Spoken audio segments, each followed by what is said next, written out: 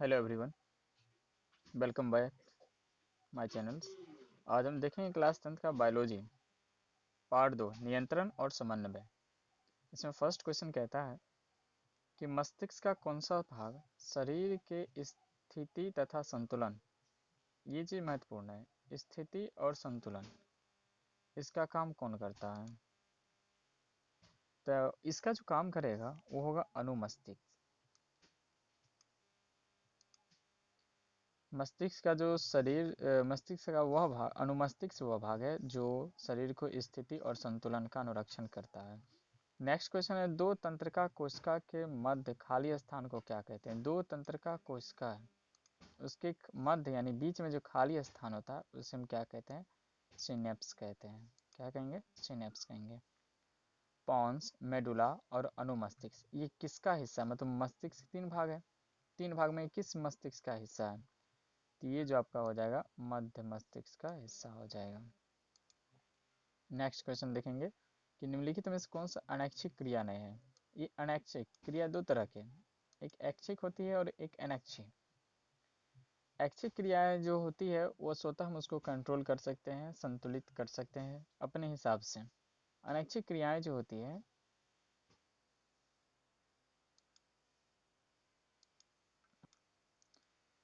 अनैच्छिक क्रियाएं जो हो जाती है उसको वह किसी तरह से हम रोकने की कोशिश करेंगे लेकिन रुके, जैसे वमन, क्या होना, उल्टी होना, ये कंट्रोल नहीं होगा। लार आना कंट्रोल नहीं, दिल का हृदय का धड़कना ये भी कंट्रोल नहीं होता है।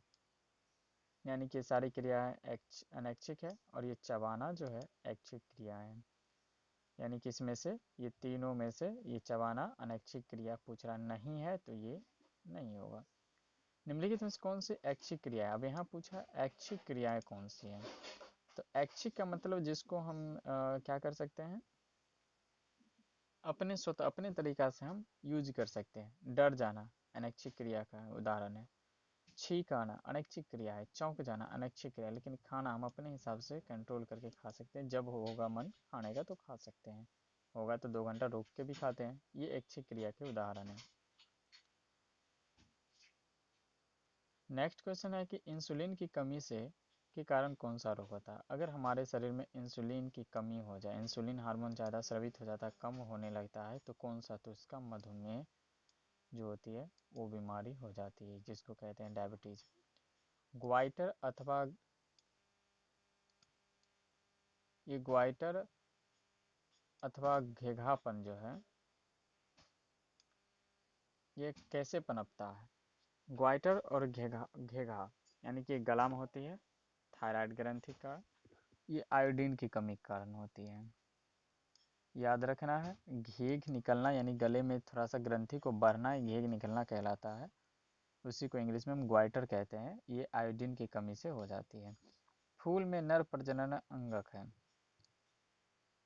जो द्विलिंगी पुष्प होते हैं उसमें नर प्रजनन अंग और मादा यानी कि स्त्री जो कहते हैं, जिसको पुमांग और जयांग कहते हैं, वो दोनों उपस्थित होता है द्विलिंगी पुष्प में। तो नर वाले भाग कौन सा कहलाता है पुष्प में, तो पुष्प में नर भाग पुंकेसर कहलाता है और स्त्री भाग स्त्री केसर कहलाता है, जिसको हम जयांग भी कहते हैं और पुमंग कहते हैं पुंकेसर को। कवक में कौन सा पोषण विधि है। कवक में पोषण विधि कैसा उपस्थित है, ये किस प्रकार की जीवी है। सीधी सीधी बातें हैं तो इसका आंसर आपका हो जाएगा मृत जीवी, यानी कि मरे हुए जीवों में ये स्वतः हो जाते हैं, पनप जाते हैं और उसी का भोजन करते हैं। मानव में डायलिसिस थैली है। मानव में डायलिसिस का क्या कार्य होता है। तो मानव में डायलिसिस जो होती है, अच्छा डायलिसिस होता क्या है। डायलिसिस का जो काम होती है वो ब्लड को फिल्ट्रेट करता है, जो जिसको कहते हैं हम किडनी, कृत्रिम किडनी यानी कि वृक्क। और इसका जो डायलिसिस जो काम करता है वो नेफ्रॉन की तरह कार्य करता है मानव में। हीमोडायलिसिस जो होती है, ब्लड को छानने की प्रक्रिया जब होती है तो हीमोडायलिसिस कहलाता है। नेक्स्ट है कि डेंगू उत्पन्न करने वाले मच्छर किस तरह के जल में उत्पन्न लेते हैं। जो डेंगू उत्पन्न करता है, डेंगू जैसे उत्पन्न कर दिया तो कैसा जल होगा जिसमें डेंगू जन्म ले लेता है। तो ये शुद्ध जल में डेंगू उत्पन्न लेता है, शुद्ध जल। नेक्स्ट क्वेश्चन है कि रक्त में आयरन की कमी से होने वाला एक रोग है। तो रक्त में आयरन की कमी से होने वाला रोग जो हो जाएगा, आयरन की कमी जब ये होता है यानी कि ब्लड बनना थोड़ा कम हो जाता है तो एनीमिया हो जाती है, वैसे व्यक्ति को एनीमिया बीमारी होती है। कौन सी ग्रंथि जो अंतःस्रावी और बाह्य स्रावी दोनों होता है, यानी कि अंदर से भी स्रावित होता है और बाहर से भी, त्वचा से भी और आंतरिक से भी होती है, तो ये आपका आंसर जो हो जाएगा अग्नाशय होगी। अल्फा बीटा करके स्रावित करता है, इसका नाम दिया जाता है अल्फा बीटा। सबसे छोटी अंतःस्रावित ग्रंथि है, सबसे छोटा जो अंतःस्रावित ग्रंथि जो होगी वो होगी पिट्यूटरी, जिसको हम कहते हैं मास्टर ग्रंथि भी कहते हैं। नेक्स्ट है पौधों में समन्वय होता है। पौधों में समन्वय जो होती है किस माध्यम से होता है, ये समन्वय की प्रक्रिया, तो ये रासायनिक विधि के द्वारा होती है। नेक्स्ट है कि जैविक क्रियाओं के बीच समुचित समायोजन हेतु तंत्रों का साझा एक कार्य, तंत्रों का जो साझा होता है वो कार्य क्या कहलाता है, तो वो समन्वय कहलाता है। जब एक तंत्र दूसरे आपस में रिलेट करता है, जुड़ता है, तो उसे हम समन्वय कहते हैं। नेक्स्ट क्वेश्चन है निश्चल कणिकाएं। जो निश्चल कणिकाएं होती है वो कहाँ पाए जाते हैं, तो निश्चल कणिकाएं जो होती है वो न्यूरॉन में पाया जाता है। नेक्स्ट है मस्तिष्क में विभिन्न सूचनाएं किस रूप से संचित रहता है। ये विभिन्न प्रकार की सूचना जो होती है, जैसे कि अब किसी चीज़ का याददाश्त हो, कोई बातें हो, तो स्टोर हमारे माइंड में किस रूप से रहता है, तो स्टोर जो होता है चेतना के माध्यम से रहता है। अगला क्वेश्चन है कि उच्च स्तरीय जंतु में तंत्र का निर्माण होता है। जो जिस बहुकोशिकीय जीव जो होते हैं उसमें तंत्र का निर्माण कहाँ कहाँ होता है, तो मस्तिष्क के द्वारा हो सकता है, मेरुरज्जु के द्वारा हो सकता है, विभिन्न प्रकार के तंत्र का यानी कि सभी के द्वारा इसमें तंत्र का निर्माण होता है। रक्त में कैल्शियम की मात्रा का नियंत्रण निम्नलिखित में से किस अंतः ग्रंथि के द्वारा होती है। रक्त में जो होती है कैल्शियम का कंट्रोल जो होता है, कैल्शियम का कंट्रोल किया जाता है किस ग्रंथि से, तो वो होता है पाराथायराइड ग्रंथि के द्वारा कैल्शियम को नियंत्रित किया जाता है, ना ज़्यादा हो ना कम हो। वृषण द्वारा स्रावित हार्मोन को, वृषण मनुष्य में वृषण एक जोड़ा पाया जाता है यानी कि दो, और इससे कौन सी हार्मोन निकलती है, तो इससे जो होता है टेस्टोस्टेरोन हार्मोन का स्रावित होता है। नेक्स्ट क्वेश्चन है कि निम्नलिखित फाइटो हार्मोन्स, ये जो फाइटो हार्मोन्स है में किससे फल पकाने वाला हार्मोन्स कहा जाता है, यानी कि फल को नेचुरली रूप से जो पकाया जाता है वो कौन सा हार्मोन है, पौधे में ऐसा कौन सा हार्मोन पाया जाता है जो नेचुरली रूप से फल को पका देता है, तो ये आपका आंसर जो हो जाएगा हो जाए एथिलीन। एथिलीन से नेचुरली रूप से पकाया जाता है, और एसिटिलीन जो होता है वो कृत्रिम जैसे कार्बेट के द्वारा जो पकाया जाता है उसमें एसिटिलीन का यूज किया, उसमें एसिटिलीन गैस से पकाया जाता है।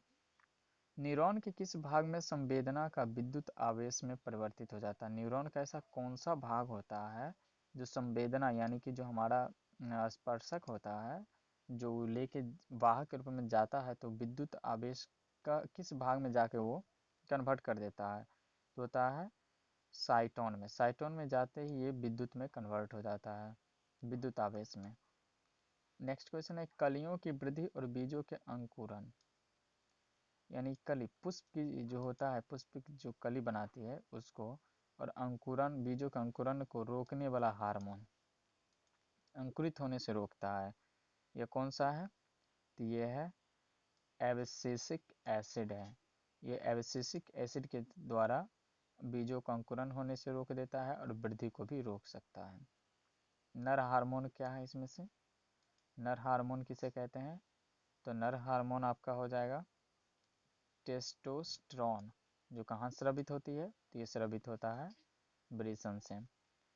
मस्तिष्क उत्तरदायित्व है, मस्तिष्क का क्या कार्य है, उत्तरदायित्व मतलब उसका क्या क्या काम होते हैं, तो सोचने के लिए, और क्या हो सकता है इसमें से, हृदय को स्पंदन के लिए, और शरीर को संतुलन बनाए रखने के लिए, यानी कि कुल की बात कर सकते हैं, इसमें टोटल कार्य हो सकता है। निम्नलिखित में कौन सा पादप हार्मोन है, नीचे जो दिया गया है ये 4 हार्मोन के नाम है, इसमें से पादप हार्मोन कौन सा है, यानी पौधे में कौन सा हार्मोन पाया जाता है, तो इंसुलिन, ये तो मनुष्य में पाया जाता है, थायरोक्सिन मनुष्य में पाया जाता है, एजेस्ट्रॉन ये भी मनुष्य में ही पाया जाता है, साइटोकाइनिन जो पादप में पाए जाते हैं। नेक्स्ट क्वेश्चन है कि हमारे शरीर में विभिन्न जैविक कार्यों का नियंत्रण, जो जैविक कार्य होता है उसका नियंत्रण जो होती है वो किसके माध्यम से होता है, कैसे होता है, तो जैविक कार्य का जो नियंत्रण होती है वो तंत्रिका और रसायन दोनों के माध्यम से होती है। नेक्स्ट क्वेश्चन है एब्सिसिक एसिड, जो एब्सिसिक एसिड होती है ये किस तरह के कार्य करता है, मतलब किस तरह का रसायन है, एक उसके बदले मतलब किसके बदले ये काम कर सकता है, तो ये वृद्धि को रोकने का, और ये किसमें पाया जाता है, तो एब्सिसिक एसिड जो पाया जाता है पौधे में पाया जाता है, और ये वृद्धि रोकने का काम कर देता है, पौधे की लंबाई बढ़ने से रोक देता है। बीज रहित पौधे के उत्पादक, वैसा पौधा जिसमें बीज नहीं होता है तो उसमें उत्पादक में ये सहायता लेते हैं, मतलब किसके कारण से वो उत्पादक होता है, तो इसका आंसर आपका हो जाएगा ऑक्सिन एवं जिबरेलिन्स दोनों के माध्यम से हो जाती है। Thank you.